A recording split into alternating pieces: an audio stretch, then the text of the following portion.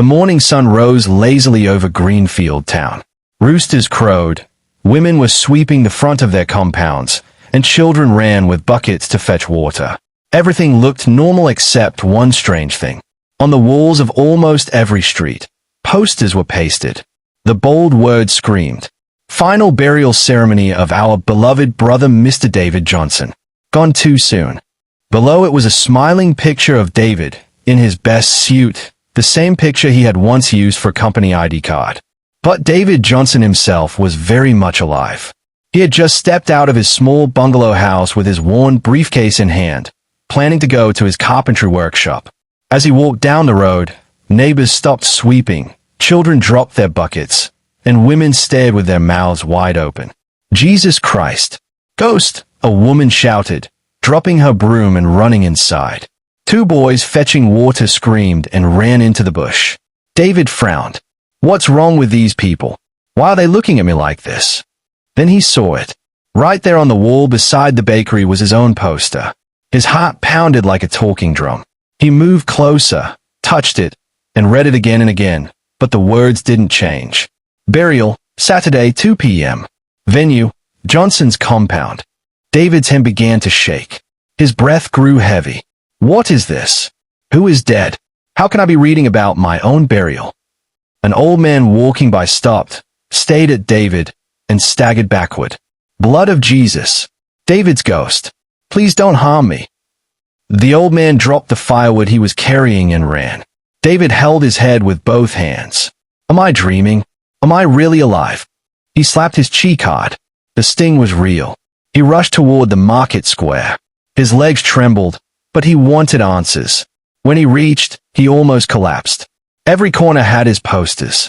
Traders were whispering. Some cried as they looked at him, but refused to come close. Don't go near, a woman selling tomatoes told her neighbor. That's David's spirit walking. His body is already in the mortuary. I heard it myself. David shouted, his voice shaking. I'm not dead. Look at me. I'm alive. But nobody came closer. They all stared, trembling. Then one man pointed at him and said loudly, If you're truly David, go home. Your wife is there, receiving condolence visitors. Let her confirm if you're human or ghost. David's eyes widened.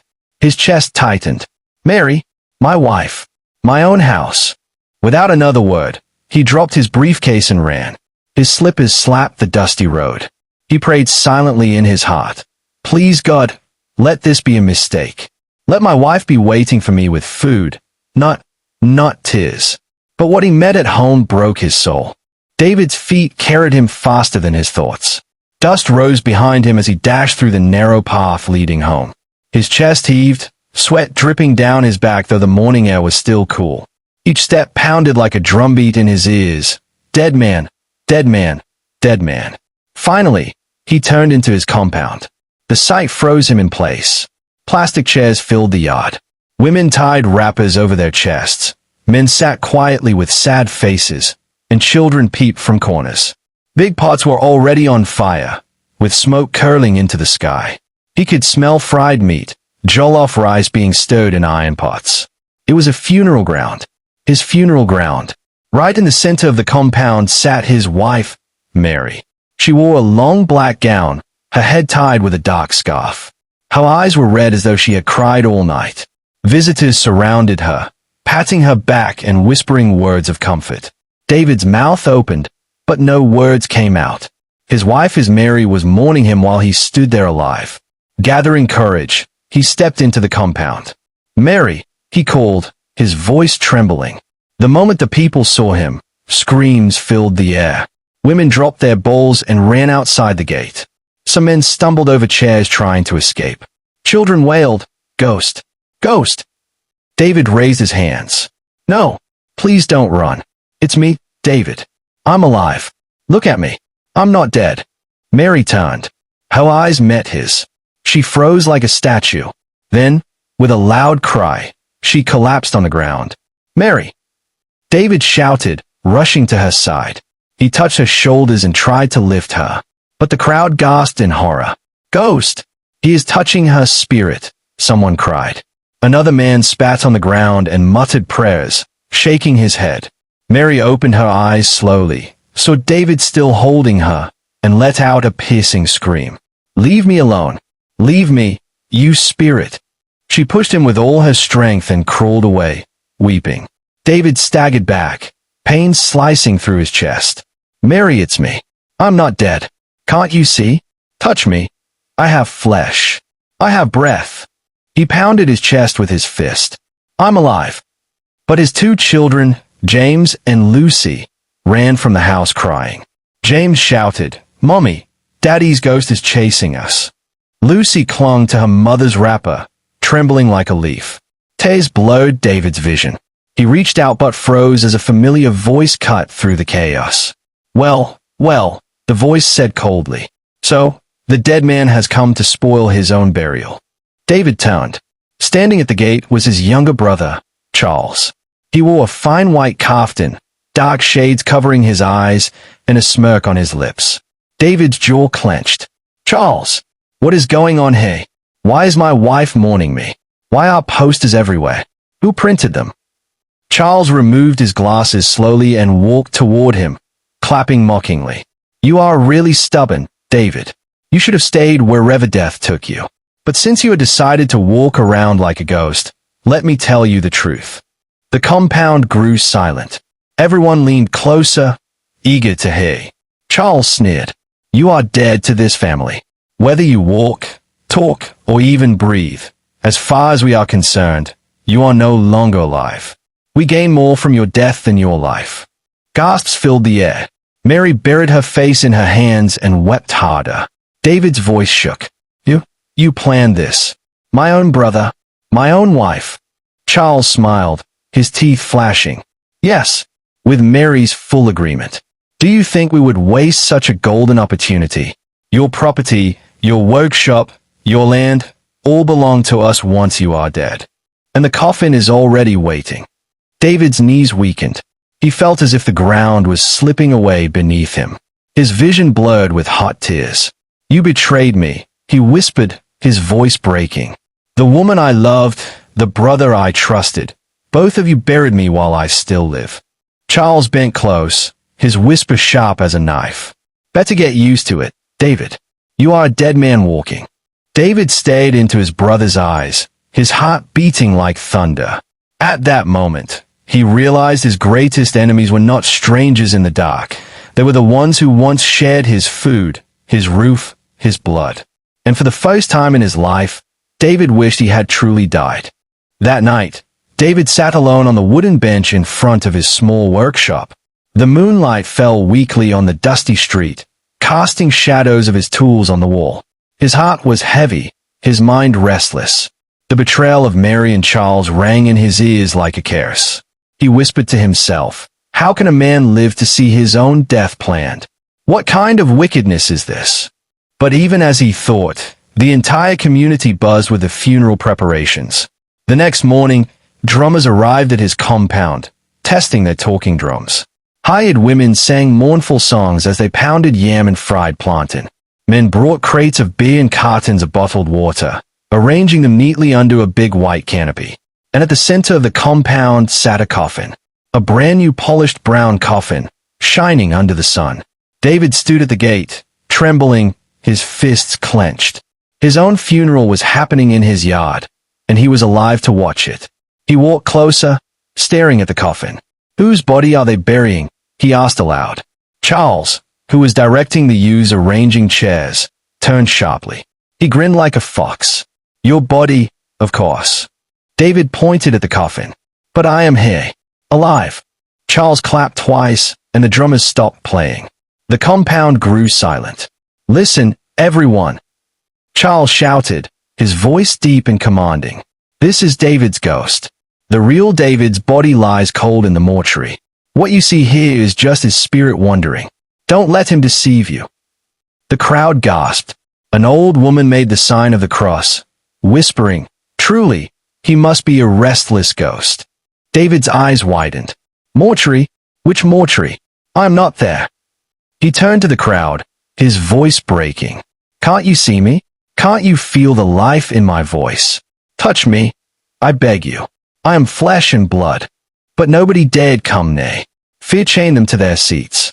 Mary, his wife, stepped forward, tears streaking down her cheeks. She raised her hands dramatically. "My husband, please rest in peace. Stop tormenting us. Let us bury you in dignity." David's heart tore apart. "Mary, how can you stand there and lie against me? Look at me, your husband of 10 years. Did we not share dreams? Did I not work day and night to give you and the children a better life? And now you join hands with Charles to kill me while I live."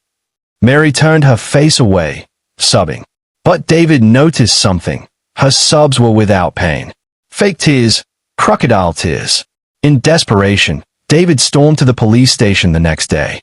Bursting into the small office, he shouted, "Officer, they are planning to bury me alive. My brother and my wife are killing me in this town." The policeman on duty looked up, their eyes widening in horror. One officer dropped his pen, another stood abruptly.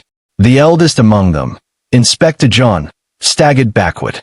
"Jesus of Nazareth," the inspector muttered. "David Johnson, but you're dead. We received notice of your death last week. Even your wife signed papers." David slammed his palm on the wooden table. "Do I look dead to you? Touch me. Hear my heartbeat." He grabbed the inspector's hand and pressed it to his chest. The man snatched his hand back, trembling. "No, no, no. This is beyond police matter. If you are truly a ghost, please leave us in peace. If you are human, go and settle with your family." David's knees buckled. "So even the law believes their lies." The inspector nodded slowly, avoiding David's gaze. "It's not every spirit that rests, my brother.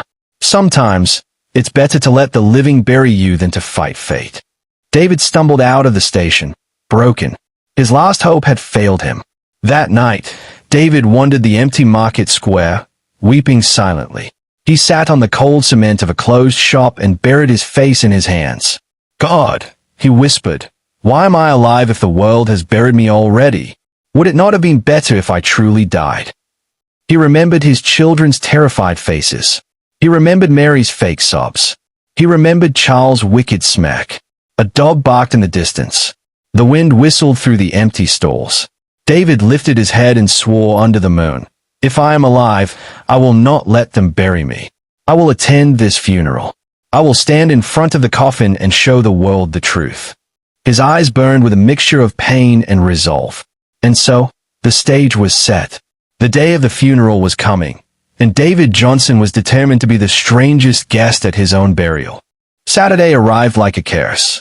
The sun rose slowly, burning hotter than usual, as if even the heavens knew something strange was about to happen in Greenfield Town. By mid-morning, mourners crowded David's compound. Women tied black wrappers, men wore dark suits or agbatas, children ran about, chewing fried meat from the giant pots at the back. Drummers beat their talking drums in sorrowful rhythm, while hired women wailed, rolling on the ground as if grief had torn their hearts apart. At the center of it all lay the coffin, shiny, brown, and sealed tight. On top of it was David's framed photograph, decorated with flowers. "Gone too soon," the mourners whispered. "What a good man. Life is vanity." But the coffin was empty. David knew it. He had confirmed it with his own eyes 2 nights before, when he saw Charles bribing the coffin maker. Now he stood far behind a mango tree, outside the compound. His heart beat like a drum. His palms were wet with sweat. His lips trembled as he whispered to himself, "God, give me courage. Today, I will show them the truth. They buried me alive, but I will rise before their eyes." At exactly 1:45 p.m., the pastor, a tall man in a black cassock, raised his Bible. The drumming stopped. Silence fell across the compound. "Brethren," the pastor began, his voice heavy with sorrow, "we are gathered here to lay to rest our beloved brother, David Johnson, who has gone to meet his Maker. A hard-working man, a family man, a man of peace. May his soul rest in perfect peace." "Amen," the crowd chorused. David's fists tightened. "How can they pray for the rest of my soul when my soul is still inside me?" Mary sat in the front row, dressed in deep black lace, her head bent, her shoulders shaking as she pretended to cry. Beside her, little James and Lucy clung to her wrapper, still trembling. And next to them sat Charles, proudly dressed, his face calm, almost satisfied. The pastor stretched his hands over the coffin. "Let us pray."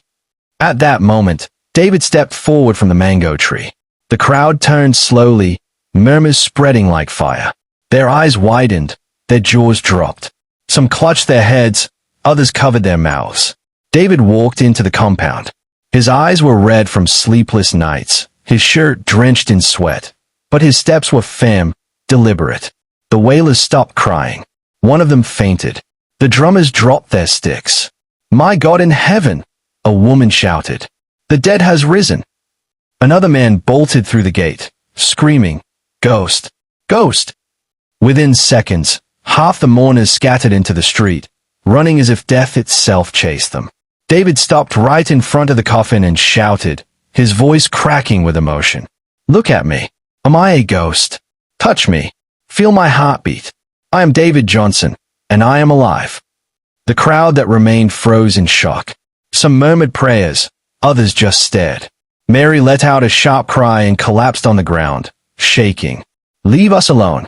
Please, spirit of my husband, let us bury you in peace," she wailed, rolling in the dust.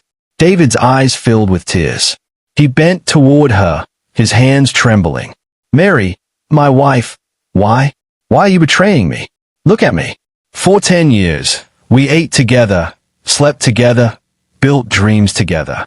And now you bury me alive." Mary screamed louder, covering her face. "Don't touch me. You are dead. You are dead." David's body shook. His voice broke. "Mary, if I am truly dead, how do I bleed when I cut myself? How do I breathe? How do I stand before you right now?" But she refused to look at him. It was Charles who broke the silence. He stood, clapping slowly, his smirk returning. "Well done, David," he said mockingly. "You succeeded in scaring the villagers. But you can't change the truth. You are dead to this family. You hear me? Dead." David pointed at the coffin. His voice rose like thunder. "Then open it. Let them see what you are burying." The crowd gasped. Murmurs swept through the mourners. "Yes, open it," someone shouted from behind. "We want to see the body." Charles stiffened. "No, nobody touches this coffin." But the pressure from the crowd grew louder. "Open it.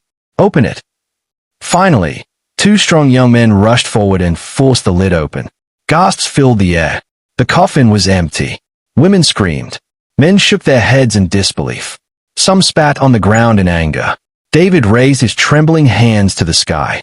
"Now you see, they wanted to bury nothing, just to steal from me. My wife and my brother killed me while I live." All eyes turned on Charles and Mary. The shame was heavy in the air. The villagers muttered angrily. How can they do such a wicked thing? This is abomination. They wanted to inherit his property by force. The pastor dropped his Bible, stunned, his lips trembling. Charles tried to speak, but the crowd's anger rose like a storm. They surged forward, pointing, shouting, spitting. David stood tall, tears streaming down his face. His voice shook as he cried, "I'm the man who attended his own funeral, and I will never forget this day until the grave truly calls me." The village's judgment was about to fall. The coffin stood wide open in the center of the compound. Empty, silent proof of betrayal. The mourners buzzed like angry bees. Some shouted, some cursed, others whispered prayers under their breath. The drummers had long abandoned their instruments, staring with mouths open. David stood beside the coffin, trembling, tears rolling down his face. His voice was hoarse, but he forced it out. "You see it with your own eyes. They wanted to bury nothing, to bury me while I live. My wife, my brother, they killed me with lies." The crowd roared. "This is wickedness," one woman shouted. "Abomination," cried another. "God will punish them," a man spat on the ground. Mary sat on the bare ground, shaking, her scarf slipping off her head. She covered her face with her wrapper, sobbing loudly. But her sobs sounded strange, loud, yet empty, like a performer in a stage play. David's chest tightened. Even now, she is still pretending. The villagers surged forward, surrounding Charles. "Why would you do this to your own brother?" an old man demanded, his walking stick raised. "You tricked us. You made us waste money, food, time," another shouted. "This is disgrace." Charles raised both hands, forcing a smile, though sweat dripped from his forehead. "Calm down, everyone. Calm down. Let me explain." "Explain what?" a young man barked. "That you tried to bury Air? That you called us here for nothing?" Charles licked his lips nervously. "It was Mary's idea. She came to me crying that David died suddenly in the night. She said his spirit had been troubling her, so we planned to... His voice trailed off as he noticed the fury in the people's eyes. Mary's head shot up, her face twisted with rage and shock. "What? You liar. You dragged me into this. You said we should bury him so we could sell his workshop and share the money. You said you would protect me when the time comes." The crowd gasped, "You see," David cried, pointing at them both. "Husband and wife betrayed me together. They buried me with their mouths while I still breathe." Little Lucy, only 8 years old, clutched James' hand. Her tiny voice trembled as she whispered, "Brother, is Daddy alive or dead?" James, older by 2 years, stared at David with confusion. "I don't know. Mommy said he is a ghost. But he is standing there. He is crying." "Ghosts don't cry, do they?" The innocence of their words pierced David's heart deeper than any knife. He bent down, tears streaming freely. "My children," he whispered, stretching out his hands. "Come to me. Touch me. I am your father."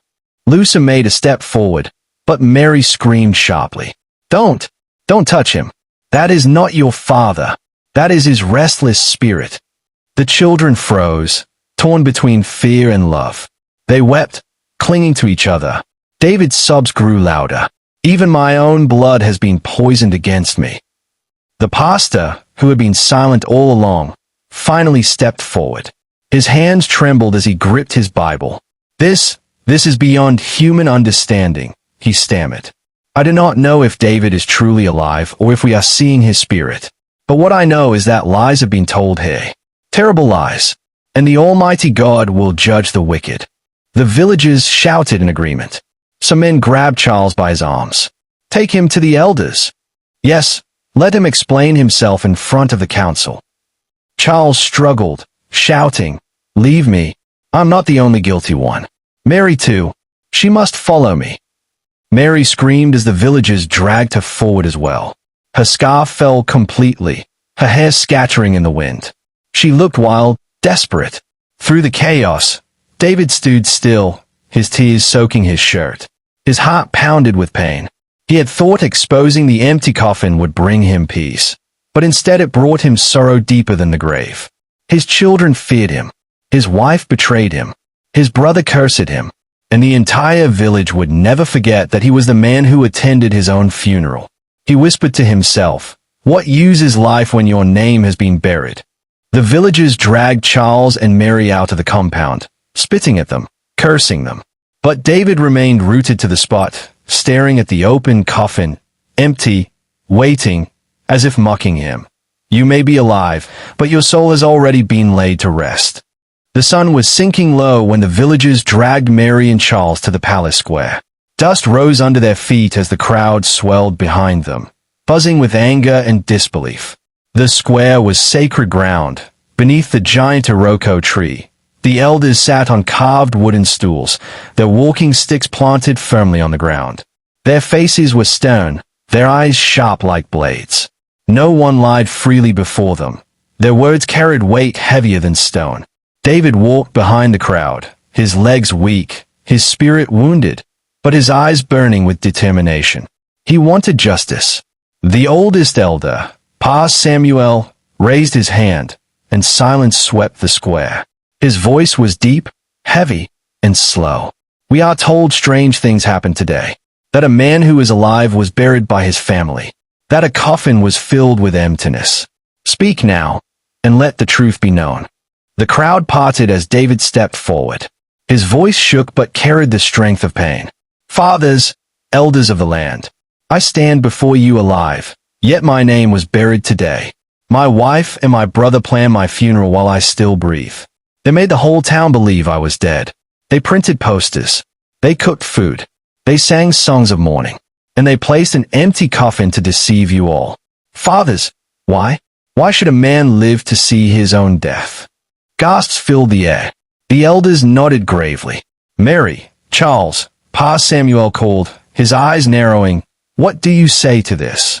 Mary knelt on the dusty ground, her wrapper loose, her hair scattered.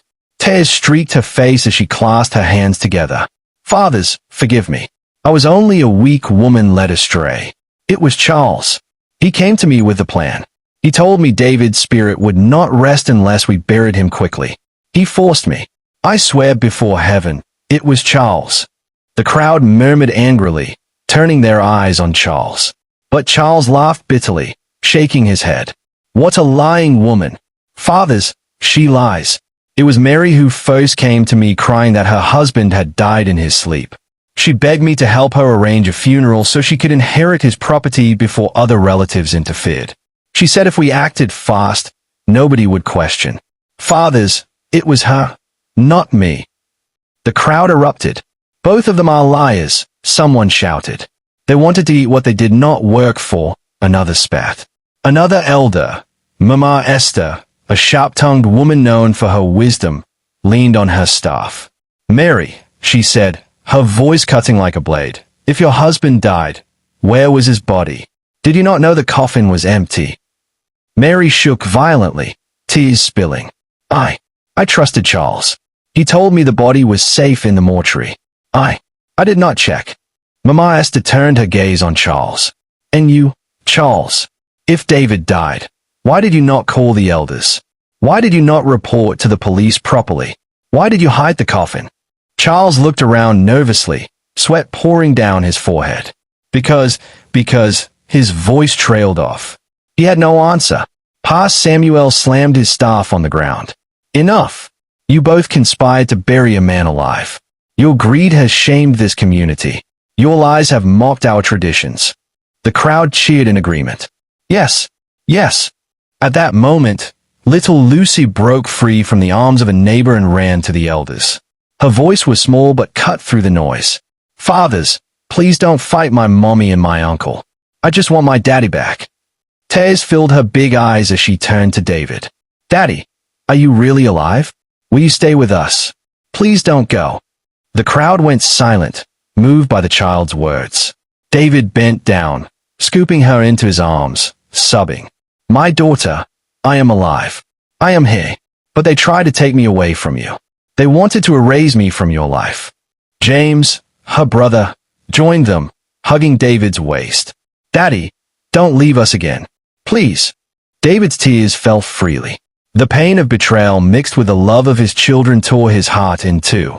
Pa Samuel lifted his hand, his voice echoing. Mary and Charles, you are guilty of abomination.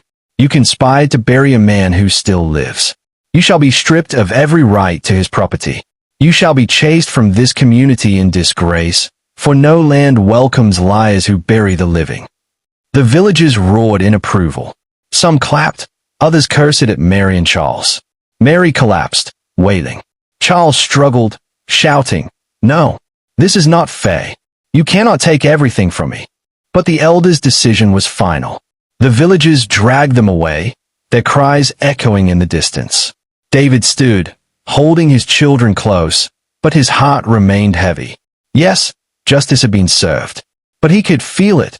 His life would never be the same.